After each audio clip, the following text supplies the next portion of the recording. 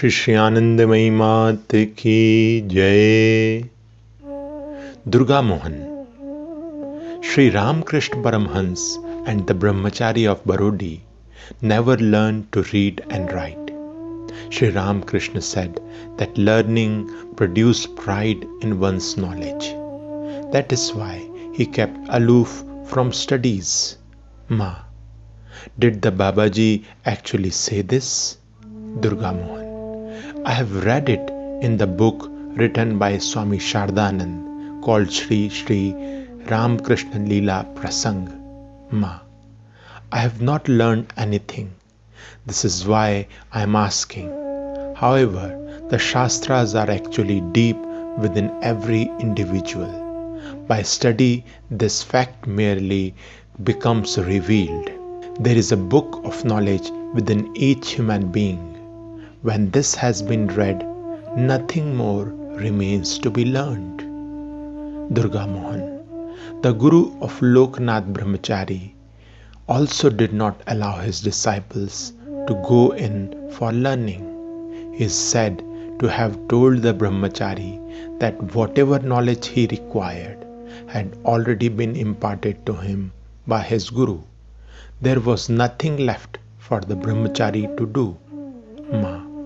Yes, knowledge is hidden within every human being. It is only a question of making it unfold and of drawing it out to the surface. That which, when known, nothing else remains to be learned, that indeed has to be known.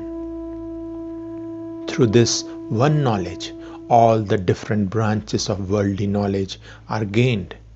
Just as there are different methods to acquire different branches of worldly knowledge, as for instance law or medicine and so on, so are there also different ways to attain to Brahma Vidya.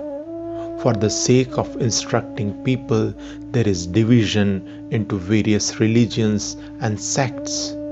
However, there is a basic difference between worldly knowledge and knowledge of reality.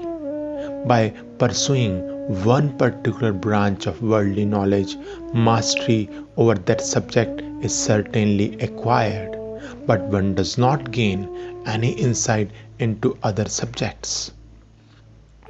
Whereas, in the case of Brahma Vidya, once the goal is reached, even though having pursued the path of particular religion or sect, complete knowledge of everything is acquired, then nothing at all remains to be learned. On arriving in the morning, I found Ma conversing with a number of devotees. She had been previously speaking with a certain gentleman, so addressing him again, she said, "A short while ago, I was talking about creation. I then omitted to mention one point.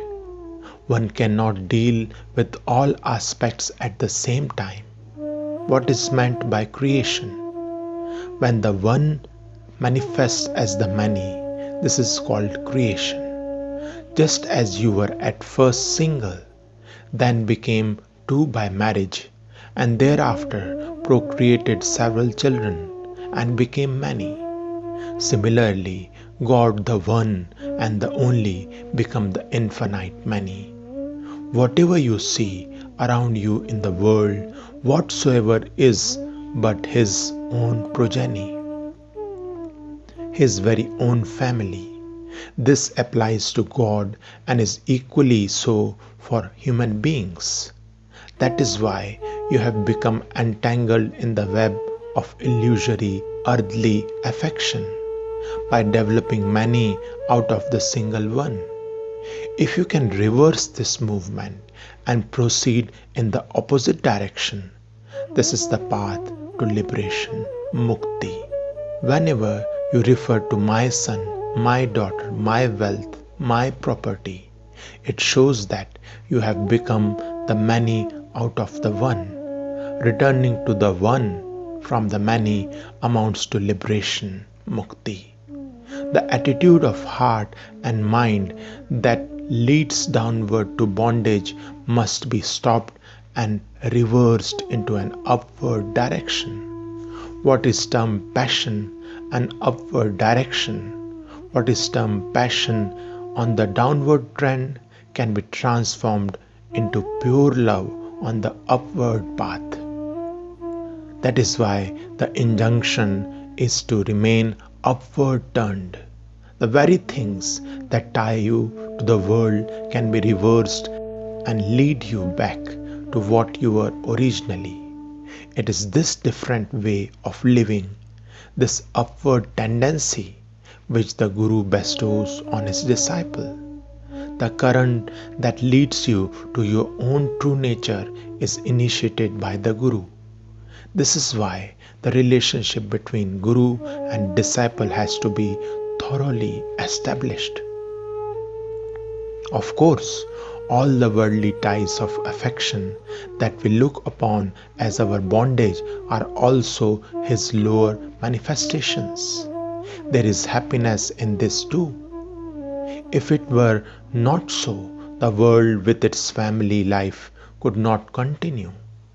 But without realizing him, supreme bliss cannot be attained. The world is of course his manifestation, his shadow. But in order to taste complete and everlasting bliss, one must forsake the shadow and grasp the substance. Addressing Durga Mohan, did you not mention yesterday that Ram Krishna Dev and the Brahmachari of Barodi had not learned to read and write? They were born with the full storehouse of learning within themselves. They were indeed manifestations of Brahma Vidya. What could they possibly learn? Sri Sri Ma Anandamayi Mat ki Jai.